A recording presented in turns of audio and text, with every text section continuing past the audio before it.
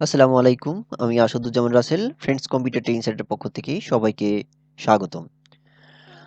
কিছুদিন আগে একটি ভিডিও পোস্ট করেছিলাম আমার YouTube চ্যানেলে কিভাবে এআই দিয়ে ডিজাইন করতে হয় এবং সেই ভিডিওতে এই যে দেখতে পাচ্ছেন যে এখানে ভিডিওটি দেওয়া আছে এবং সেই ভিডিওতে দেখানোর চেষ্টা করেছিলাম যে কিভাবে আপনার ইমেজ থেকে ভেক্টরে পরিবর্তন করতে হয়।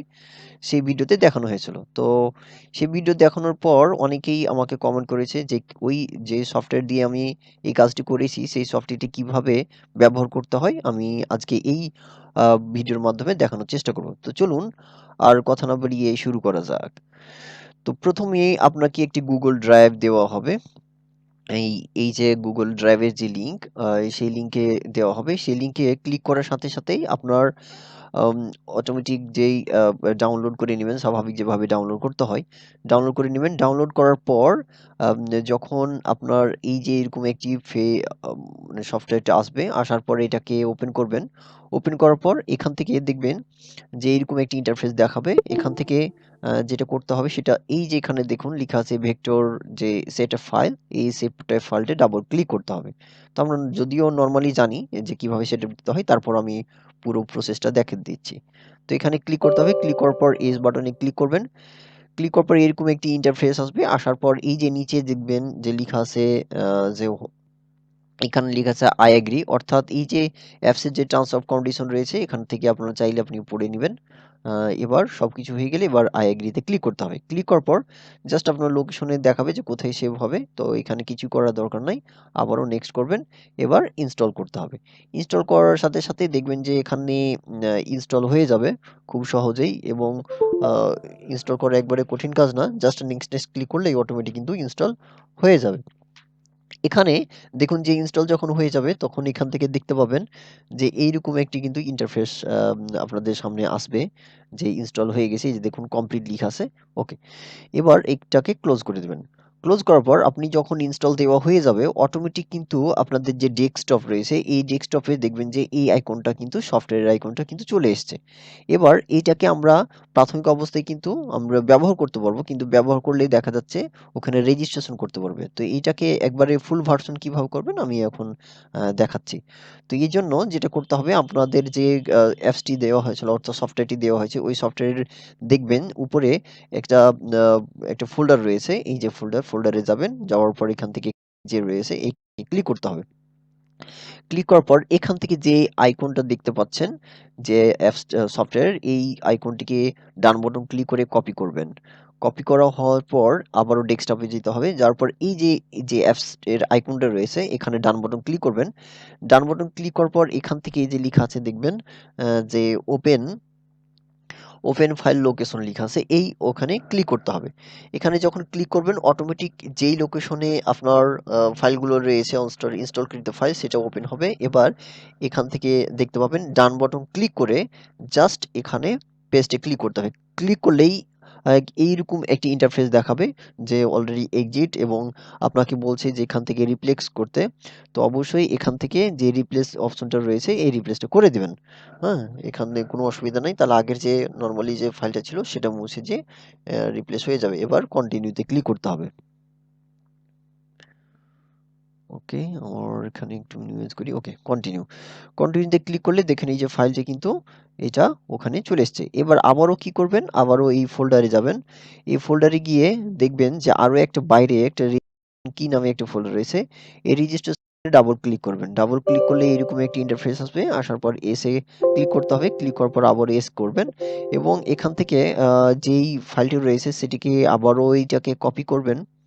কপি করা হয়ে গেলে আমরা যে পূর্বে দেখালাম ওই আইকনের উপর ডান বাটন ক্লিক করতে হবে। ক্লিক করার পর ওপেন ফাইল লোকেশন, এই ওপেন ফাইল লোকেশনে ক্লিক করবেন। ক্লিক করার পর এইরকম একটা ইন্টারফেস আসবে আবারও ফাঁকা জায়গাতে ডান বাটন ক্লিক করতে হবে এবং এখানে পেস্ট করতে হবে। আবারও দেখবেন যেখানে রিপ্লেস লেখাচ্ছে আবারও রিপ্লেস করে দিবেন। এই রিপ্লেস করার পর কন্টিনিউ। এই প্রক্রিয়াটা যখন করবেন তখন অটোমেটিক কিন্তু আপনার যে সফটওয়্যারটি রয়েছে সেটা কিন্তু একবারে ফুল ভার্সন হয়ে গেল এবং এইটাকে আমরা কিভাবে কাজ করব আমি একটু জাস্ট আপনাকে দেখানোর চেষ্টা করি।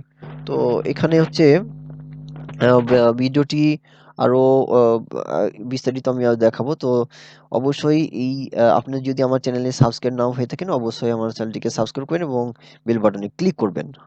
এবার আমি সফটওয়্যারটি ওপেন করব। এই সফটওয়্যারটি ওপেন করলেই আমি যদিও পূর্ব ভিডিওতে দেখিয়েছি, তারপরও এটা কিভাবে কাজ করে আবারও দেখানোর চেষ্টা করি। এই যে দেখুন ওপেন হলো। ওপেন হওয়ার পর এই যে উপরে লেখা আছে দেখুন যে ইম্পোর্ট ফ্রম ফোল্ডার, এখানে ক্লিক করতে হবে। ক্লিক করার পর আপনার যেই মনে করেন যে এখানে আমার একটা সিলুটি আকারে একটা ছবি রয়েছে, একটা পিএনজি রয়েছে। এই পিএনজিটাকে আমরা ভেক্টরে পরিণত করব। সেজন্য এটাকে সিলেক্ট করার পর এখন যদি ওপেনে ক্লিক করি, ওপেনে ক্লিক করার পর এইরকম একটি ইন্টারফেস আসবে এবং অবশ্যই দেখবেন যে এই ফাইলটা কিন্তু দেখবেন যে কোয়ালিটি কেমন, হ্যাঁ? যখন আমরা এটাকে আরো প্রসেস করব দেখবেন যে কোয়ালিটি অনেক ভালো হয়ে যাবে। এখন এখানে একটু লক্ষ্য রাখেন, এই ছবিটা দেখবেন যে এক কোয়ালিটি। এখান থেকে জাস্ট আপনাকে কি করতে হবে? উপরে দেখুন অটোমেটিক লিখা আছে, ফুল অটোমেটিক। এই অটোমেটিকে ক্লিক করতে হবে। তো এখানে ক্লিক করলাম। ক্লিক করার পর ছবির যদি কোয়ালিটি একটু ভালো থাকে বা একটু বড় থাকে তাহলে একটু প্রসেসিং হতে একটু সময় লাগবে। একটু আপনার সময় দিয়ে এই কাজটি করতে হবে। তো দেখুন যে এখানে 100% হচ্ছে এবং 100% হবে এবং হওয়ার পর এখান থেকে দেখবেন যে ছবির যে কোয়ালিটি আগের চাইতে কিন্তু অনেক ভালো হয়ে যাবে। যদি নরমালে একটু ছবির কোয়ালিটি নরমাল হয়, তারপরেও দেখবেন যে ছবির কোয়ালিটি অনেকটা কিন্তু বেটার হয়ে গেছে আগের চাইতে। তো এখান থেকে 100% যতক্ষণ পর্যন্ত না হয় একটু অপেক্ষা করতে হবে। দেখা যাচ্ছে যে আপনার পিকচারে যদি কোনো এলিমেন্ট বেশি থাকে, হ্যাঁ?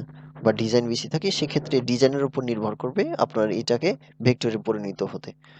তো এখানে দেখুন যে তেমন বেশি কিছু নাই, সেজন্য হয়তো খুব দ্রুত হয়ে যাচ্ছে। আর আপনার যদি দেখা যাচ্ছে অনেকগুলো কালার থাকে বা অনেকগুলো ধরেন ডিজাইনের মধ্যে এলিমেন্ট থাকে, সেক্ষেত্রে একটু সময় লাগবে। তো অসুবিধা নাই। তারপরেও তো যেহেতু আমরা ইমেজ থেকে সহজেই ভেক্টরে পরিণত করতে পারছি, হ্যাঁ? সেজন্য একটু সময় তো দিতেই হবে। এখন দেখুন যে এই যে আমাদের যে ছবিটা আমরা ভেক্টর করেছিলাম খুব সহজেই ভেক্টর হয়ে গেছে এবং দেখুন আগের চাইতে ছবির কোয়ালিটি কিন্তু অনেক ভালো হয়ে গেছে। এবার যেটা করতে হবে এখান থেকে দেখবেন যে এখানে হাই করা আছে কিনা, হ্যাঁ? অবশ্যই এখানে দেখতে হবে যে এখানে হাই ক্লিক করা আছে কিনা। হাই যখন ক্লিক করা হবে উপরে দেখবেন যে লিখা আছে ডান প্রিভিউ, এখানে ক্লিক করবেন।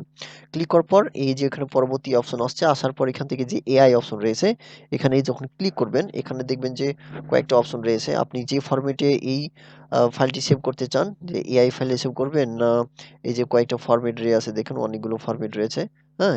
ইপিএস ফরম্যাটে সেভ করবেন, পিডিএফ আকারে সেভ করবেন, সেটাও করতে পারেন। তো আমি আপাতত যেহেতু এআই ফাইলে সেভ করব সেজন্য এআইটা সিলেক্ট করলাম। সিলেক্ট করার পর এবার সেভ অ্যাজ, এখানে যেই লোকেশনে আপনি সেভ করতে চান সেই লোকেশনে আপনার এটাকে সেভ করে দিলাম। সেভ করার পর এখন আমি কি করব, এই যে দেখুন আমার ফাইলটা কিন্তু এখন একটা এআই ফাইলে পরিণত হয়ে গেছে। এখন এই যদি আমি ওপেন করি তাহলে দেখবেন যে আমাদের ইমেজ থেকে ভেক্টরে পরিণত হয়ে গেছে এবং এমন সুন্দর নিখুঁত ভেক্টর হবে যেটা আপনি ব্যবহার করলেই বুঝতে পারবেন। এই যে দেখুন অটোমেটিক চলে এসছে। এবার আমরা যদি ডান বাটন ক্লিক করে আনগ্রুপ করি, আনগ্রুপ করার পর এখান থেকে অনাকাঙ্ক্ষিত যে ফাইলগুলো রয়েছে এগুলো আমরা ডিলিট করে দিলাম। এই যে সুন্দরভাবে দেখুন এই ইমেজ থেকে ভেক্টরে পরিণত হয়ে গেছে। এখন এটাকে যদি আপনি চান যে ক্লিক করে আপনি কালার চেঞ্জ করবেন, সেক্ষেত্রে আবারও এখান থেকে আনগ্রুপ করে দিবেন। আনগ্রুপ করার পর এখান থেকে ক্লিক করে ইচ্ছা মতন কালার চেঞ্জ করতে পারবেন। তো এখানে দেখুন আমি কালার কয়েকটা চেঞ্জ করে রেখেছি, এই যে এভাবে কালার চেঞ্জ করতে পারবেন। তো এই হচ্ছে পদ্ধতি যে কিভাবে ইমেজ থেকে ভেক্টরে পরিণত করতে হয়। তো অবশ্যই এই ভিডিওটি দেখবেন। যদি না পারেন কয়েকবার দেখলেই ইনশাআল্লাহ পেরে যাবেন।